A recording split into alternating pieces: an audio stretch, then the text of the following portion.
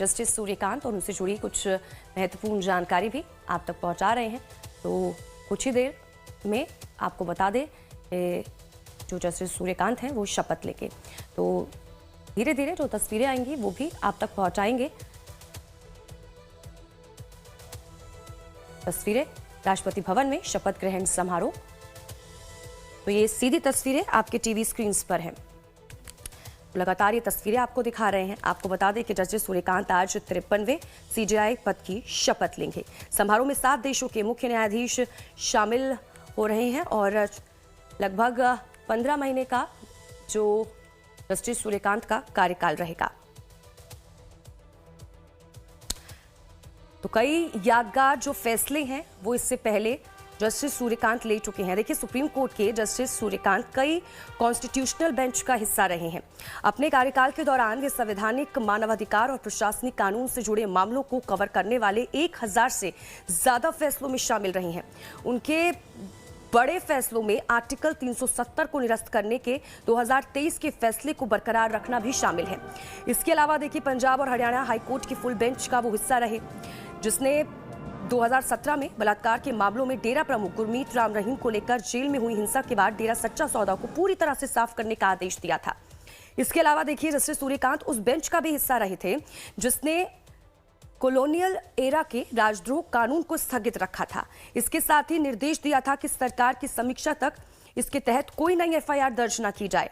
आपको बता दें कि सुप्रीम कोर्ट बार एसोसिएशन समेत समस्त बार एसोसिएशनों में 1/3 सीटें महिलाओं के लिए आरक्षित किए जाने का निर्देश देने का श्रेय भी जस्टिस सूर्यकांत को ही दिया जाता है। जस्टिस सूर्यकांत 7 जजों की बेंच में शामिल थे जिसने 1967 के अलीगढ़ मुस्लिम यूनिवर्सिटी के फैसले को खारिज कर दिया था। यूनिवर्सिटी के संस्थान के अल्पसंख्यक दर्जे पर पुनर्विचार का रास्ता खुल गया था इससे। इसके अलावा देखिए, वे पेगासस स्पाईवेयर मामले की सुनवाई करने वाली बेंच का भी हिस्सा रहे जिसने गैरकानूनी निगरानी के आरोपों की जांच के लिए साइबर एक्सपर्ट का एक पैनल भी बनाया था। उन्होंने ये भी कहा था कि राष्ट्रीय सुरक्षा की आड़ में खुली छूट नहीं मिल सकती है। इसके अलावा देखिए, सबसे ज्यादा महत्वपूर्ण ये भी कि जस्टिस सूर्यकांत ने बिहार में एसआईआर से जुड़े मामले की भी सुनवाई की थी। चुनाव प्रक्रिया में पारदर्शिता को रेखांकित करने वाले एक आदेश में जस्टिस सूर्यकांत ने चुनाव आयोग को निर्देश भी दिया था कि बिहार में स्पेशल इंटेंसिव रिवीजन के बाद ड्राफ्ट वोटर लिस्ट से बाहर किए गए 65 लाख नामों की डिटेल सार्वजनिक की जाए।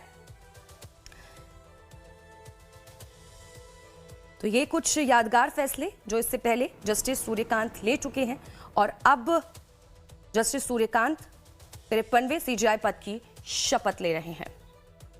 तो ये देखिए, शपथ अब उससे जुड़ी तस्वीरें राष्ट्रपति भवन से सीधा आप तक पहुंचा रहे हैं। 7 देशों के चीफ जस्टिस में शामिल हुए हैं Bhutan, Kenya, Malaysia, Mauritius, Nepal और श्रीलंका के मुख्य न्यायाधीश। न्यायालय का मुख्य न्यायमूर्ति नियुक्त हुआ हूँ। ईश्वर की शपथ लेता हूँ।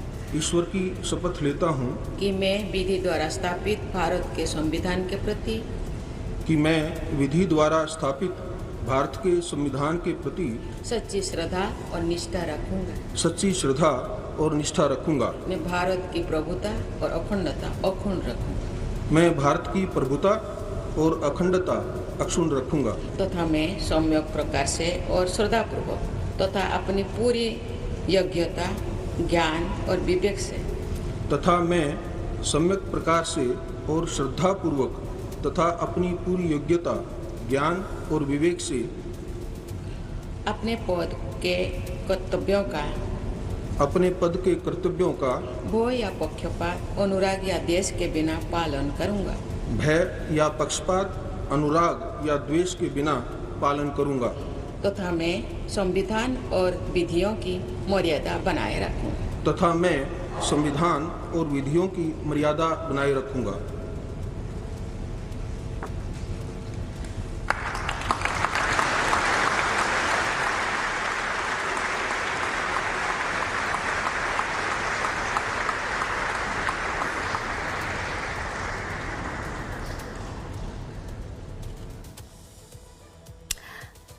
देखिए, राष्ट्रपति भवन से तस्वीरें जहां पर अब पद की शपथ लेते हुए, शपथ ग्रहण करते हुए जस्टिस सूर्यकांत नजर आए। भारत के 53वें सीजेआई 7 देशों के चीफ जस्टिस यहाँ पर शामिल हुए। तस्वीरें लगातार आपको दिखा रहे हैं। प्रधानमंत्री नरेंद्र मोदी की मौजूदगी है और राष्ट्रपति द्रौपदी मुर्मू की तरफ से उन्हें पद की शपथ ग्रहण करवाई गई है।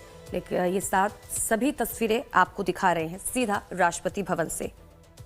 जस्टिस सूर्यकांत की देखिए बात करें और उसके बाद देखिए यहाँ पर सबका अभिवादन स्वीकार करते हुए और बधाई यहाँ पर दी जा रही है। हर कोई खड़ा होकर और उनका अभिवादन स्वीकार करते हुए तमाम गणमान्य यहाँ पर पहुंचे हुए हैं शपथ ग्रहण समारोह में।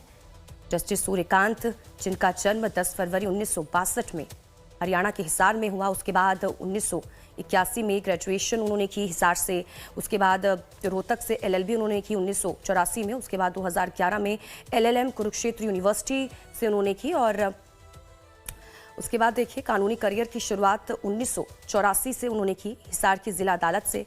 उसके बाद चंडीगढ़ में प्रैक्टिस उन्होंने की।